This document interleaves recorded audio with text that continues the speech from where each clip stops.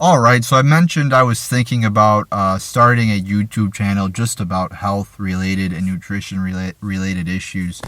So I made my first video here. I'm probably gonna upload this to my the nutrition channel and the main channel here that I have, just so people who want to subscribe or watch can watch from, so I could get viewers from the main channel to watch the nutrition channel.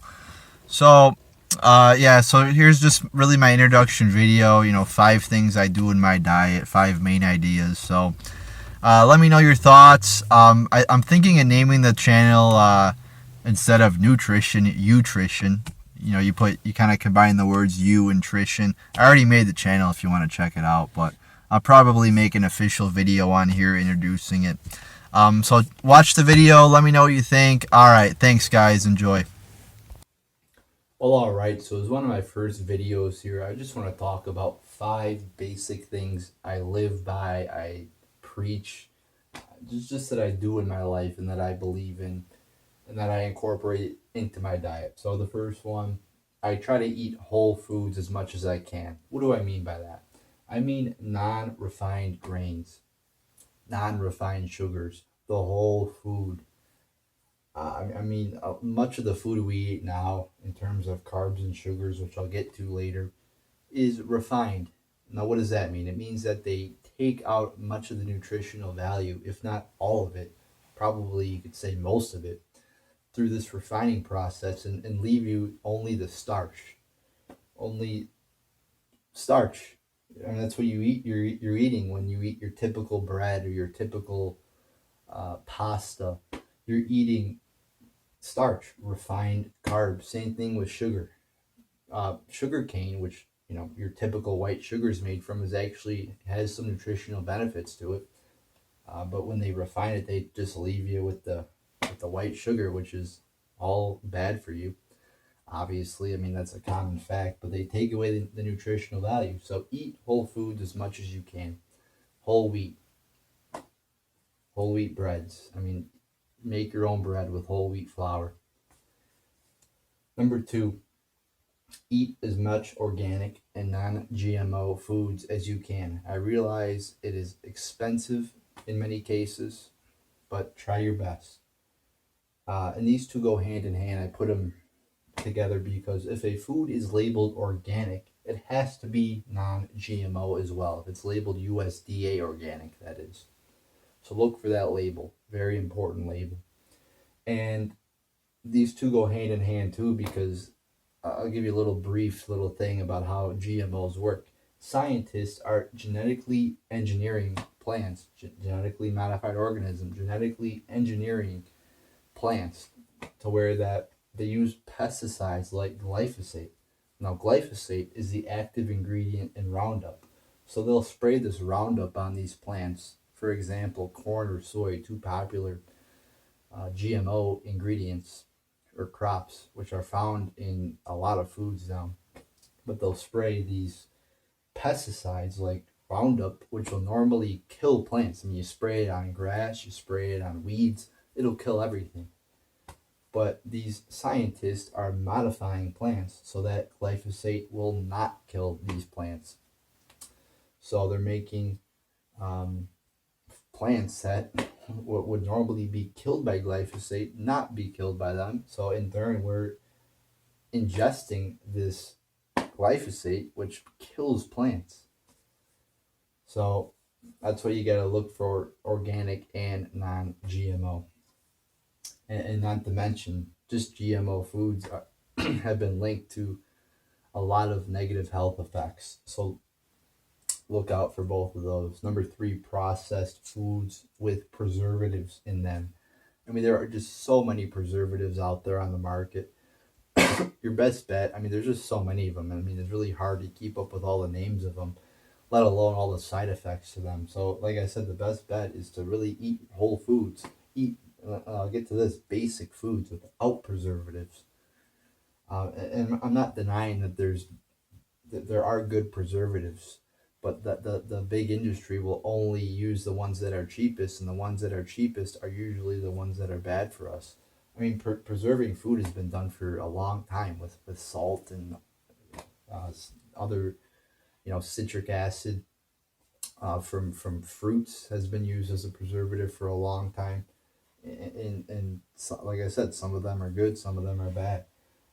But modern preservation techniques are very bad for the most part. So look out for those things like MSG, monosodium glutamate, food colorings. You look on the back of the label, you see red 5, yellow 6, red 40. These have been all linked to numerous bad health effects. Like uh, in the case of MSG, it's been linked to negative cognitive function. Food colorings, artificial food dyes have been linked to an increase in hyperactivity, meaning ADHD, which coincidentally or not probably has been on the rise as well. ADHD rates have been just getting higher, so look out for those. 4. Basic home cooking. Again, back to number 1. Whole Foods. You want to go to the grocery when you're shopping. Buy vegetables, buy organic vegetables, or grow them in your own yard. Um, and cook it yourself. If you go to a restaurant or you buy a prepackaged meal, especially a restaurant though, you don't know what they're putting in the food you're eating. You don't know what ingredients they're using. So you want to, as much as, I mean, obviously you're going to go out to people's houses to eat. You're going to go to restaurants, maybe get a salad if you go to a restaurant. But so you're not gonna be able to cook your own food all the time, but instead of going to get fast food or buying a prepackaged TV dinner, make it yourself. I mean, what do you think is better? Something made in a factory, mass produced, with all these things, glyphosate and chemicals and refined grains, or something you make yourself so you know what's in it? You buy organic, you buy healthy food so you know what's in it. Home cooking, the best way to go. And last but not least, kind of how I eat, or at least I try to eat. Like I said, I'm not saying I do all these things 100% of the time. We all, nobody's perfect. So, but what I try to do is healthy fats, high, a lot of healthy fats, not 100%, but like I said, I'll get into these more. But and then you want to keep your refined carbs and sugars at a low. Now, what they tell you in, as a kid, probably all you hear about is sugar. Obviously, we all know sugar is bad. But another thing that is equally as bad, if not worse, because of how little a lot of people know about it, is refined carbs. Anytime you eat your normal bread, your normal cereal, your pastas, they're made with refined carbs, which again, they're just giving you the starch of the wheat. They're not giving you the part with the nutritional benefits like the B vitamins and the fiber. They strip all that out, throw it away, and give you the white refined carbs, which are terrible for you. That's why you want healthy fats. Healthy fats give you a stable energy. They have they don't have as high of a glycemic index as carbs and sugar. Now, what does that mean? That means that when you have a meal high in healthy fats, you will have a moderate amount of energy for 4 or 5 hours, a long period of time. If you have refined carbs or sugars, you will have a lot of energy, yes, but only for an hour or two, only for a couple hours, and then you'll just need more of it. You're going to need to consume more foods, more carbs and sugars to get that energy back that you only had for a couple hours. And that's why so many people are obese, in my opinion. One of the biggest culprits of obesity is eating so many refined carbs, which don't give you the energy you need. And then you need to eat more again in a few hours. So then you eat more. What I try to do is eat 3 meals a day, high in healthy fats. I could go 5 or 6 hours without eating. You get a little hungry, but I mean, nothing compared to what happens with refined carbs.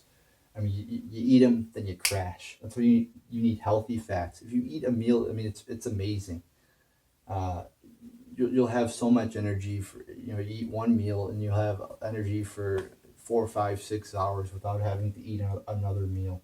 So 5 topics. I'll go more into other topics in future videos, but I just want to create a basic video talking about what I preach, what I believe in, and what I try to do in my life.